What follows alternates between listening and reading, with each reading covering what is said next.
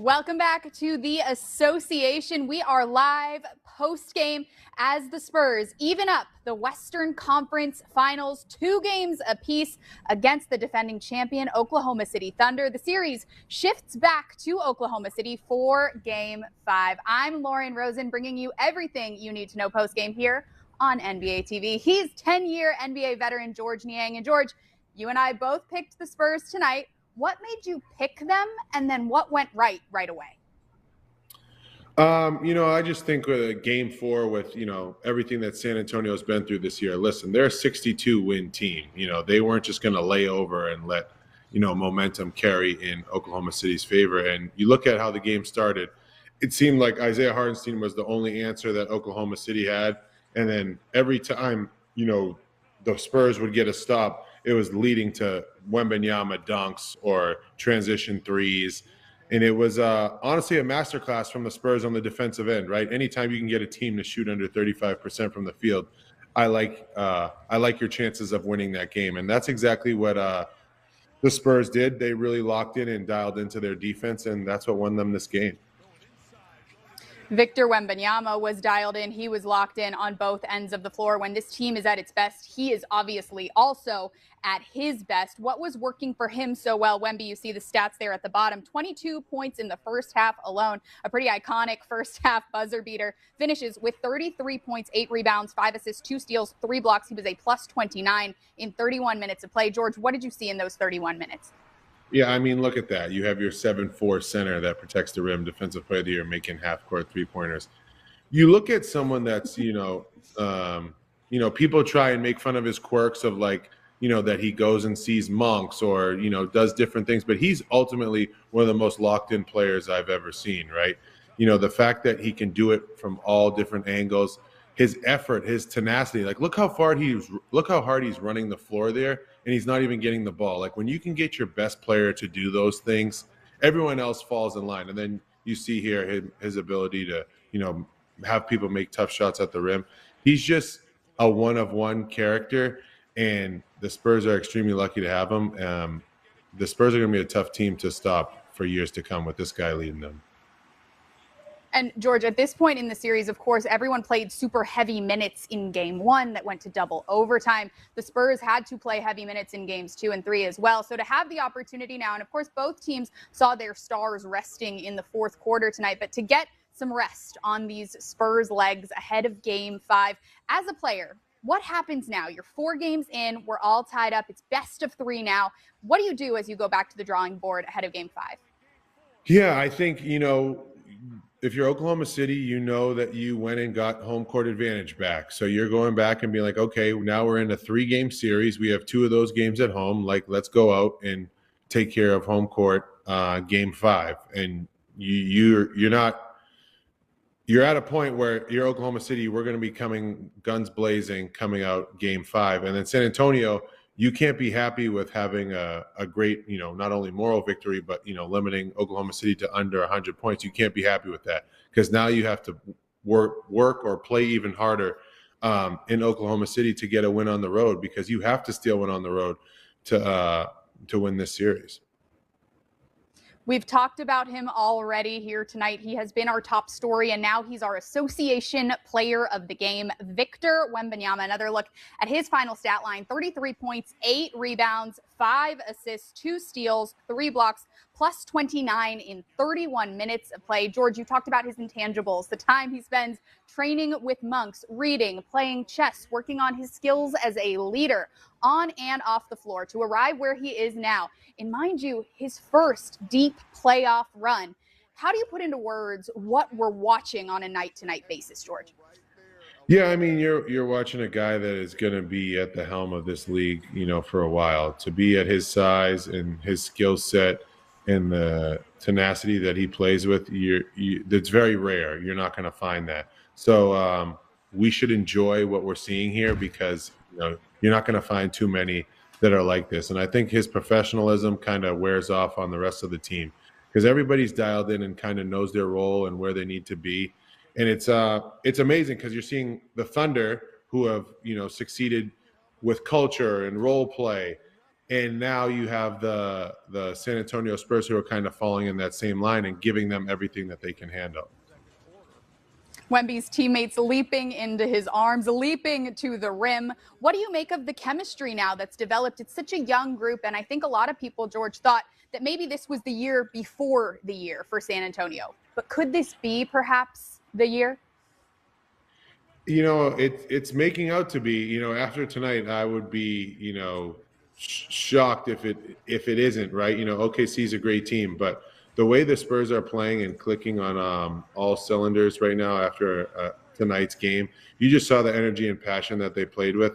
Yes, it's one game, but you can definitely see the momentum kind of, change. Whenever you can hold the team under 100 points, you're going to make them go back to the drawing board and kind of figure out what they need to change to beat you. And the Spurs finally defended a full 4 quarters or 3.5, whichever the starters were allowed to play. And OKC is going to have their work cut out for them because they're going to need to score the ball and take and make better shots going into Game 5. The San Antonio defense holding OKC to under 100, as you said, George, in a major way. Final score 103-82 as the series shifts back to Oklahoma City. And to be fair to the defending champions, they were without 2 of their top 4 scorers tonight in Game 4. We will talk more about Oklahoma City when we come back. We are just getting started here on the Association on NBA TV and the NBA app, and we will be right back. Season, but how important is it for you guys to just have active hands everywhere, especially knowing how good this Thunder team is? Yeah, I mean, it's huge. I think, again, anytime we can turn defense into offense, that's turnovers, that's rebounding, that's, whatever the aspect may be, that's when we're at our best. We can get out and run and play in space and momentum and share the ball. And we did that tonight, and the activity was great. And we're going to continue to need to get better at it as this series moves on. Coach, your thoughts on the pace that you guys had offensively, and within that, the not being so much in a hurry that you talked about after Game 3, kind of letting things settle in and letting things happen naturally as well.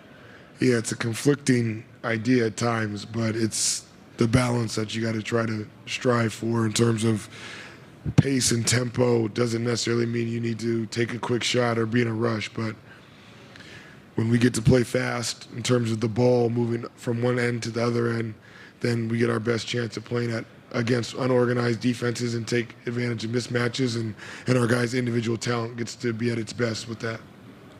Coach, can you talk about the two-way impact of Devin Vassell tonight and his growth from a role where he was more of a scorer before Victor Wembanyama, Stephen Castle, and the guys came around, to today, like a more complete role in the team? He's been phenomenal. He may be our most consistent player if you took away any stats and just watched us play. Just his floor and ceiling may be the least margin. And it's just been, personally for me, really fun to observe him, because when we first drafted him, he was kind of a, not to be lazy, but a 3-and-D generalization is kind of the bucket he was in. And he's developed into a heck of a scorer in this league. And at times when you're a young player, it's hard to increase your offensive load and still continue to put that same energy into the defense. And I think he probably went away from it a little bit. And now to see him have the two-way impact that you speak of is very impactful for our team and very rewarding for somebody that's been with him since his rookie year. Mitch, on your right, when Victor was sitting there after last game, he said that we're going to find out what we're made of in Game 4. And then tonight, he just showed a level of persistence he hadn't quite shown before, and he took so many shots, obviously, in the first half, but he never stopped coming and never stopped trying to kind of grind the game away. Just what did you see out of him with the motor that he played with tonight? Yeah, I saw a lot, and I'm not surprised. I think our competitive response all year has been pretty good, and he's been at the forefront of that more than not. And I think tonight he felt, not speaking for him, but from my perspective, an obligation to set a tone for us in a variety of ways. And I think, to your point of just the aggressiveness, was a reflection of that. have so many people responsible for how your offense in particular runs, but is part of Victor becoming like one of those great players to feel that obligation? It's like it's his responsibility to set that tone. I think a lot of people would say that, and regardless of that, I think that's what he wants. I think he wants that responsibility and to be in the lead there, and he's built for it. Coach. Double from De'Aaron on a night, a double from De'Aaron on a night when he's still kind of grinding through that injury. How impressive is it to see him continue to just soldier on through that? Yeah, he's been ridiculous all playoffs. I mean, it's the things that he's had to play through and what he's given us, and 10 rebounds from him, 11 assists from he and Steph combined with 1 turnover. Again, just numbers, but they do reflect some substantial production that we need from those guys and clean basketball. Coach, I asked the guys before the game how did they prepare after this one, and they said they didn't change anything, that they didn't need to overreact after the loss in the third game. What does that say about them, like the maturity they have, even though they are pretty young? It says a lot. I think when you get into these series, we spoke pregame about the chess match, and you can get into a little bit of a whirlwind in terms of, do I adjust and counter, or do I just want to do it better? And both answers are right when you talk about them in a meeting room. And those guys have done a great job of executing a little bit of both. And I thought tonight was probably their best performance, maybe of the year, because of the circumstances of just being better at a lot of things. Mitch, over to your right. I know as a team you guys have one common goal, you're one unit, but how have you seen the guys lean into the experience of Harrison Barnes as you continue to go further into this playoff round? No, I'm glad you brought him up because we needed every minute of him, and I know this is probably the least amount of minutes he's played in a long time, and maybe ever as a pro. And he was 0 for 4 from the field tonight, but boy, did we feel his impact. We needed his minutes, and his performance was huge. Oh, no. George, as Coach Johnson was talking, you and I were discussing Devin Vassell's impact on this San Antonio team's success. So when he is at his best, what is he able to do for this team on both sides of the floor? Yeah, I think you heard Mitch Johnson bring it up where he was kind of put in that box of 3 and D, and he's done so much more. His ability to create, facilitate, run off pin downs, guarding the other team's best player, play in transition. He just does so many intangible things that help you win that they're almost immeasurable, right? Victor Wembanyama is who he is. De'Aaron Fox is who he is. But it's those intangible guys that tie it all together where you can say, hey, Devin Vassell, X this guy out of the game on the defensive end, but hey, also sprint and transition and make threes and be effective for us. And he does that. And when he's doing that, this Spurs team is a really dangerous team. Well, one thing we know about Victor Wembanyama, of course, on the Spurs side and Shai Gilgeous-Alexander on the Thunder side, is they credit those teammates for making them as great as they are every chance that they get. And that greatness is rewarded formally tonight with all NBA honors as we take a look at the first team all NBA as announced prior to tip-off tonight. You see two faces that you just watched for a couple hours out there going toe-to-toe. Shai Gilgeous-Alexander, MVP. Victor Wembanyama, MVP finalist. Plus, Nikola Jokic, Luka Doncic, and Cade Cunningham. George, your reaction to this year's all NBA first team? Yeah, I mean, all these guys are extremely deserving, right? And, you add that 65-game rule in there. And the fact that these guys can play those amounts of games. I know Luka and Cade got an exception, but they had phenomenal years.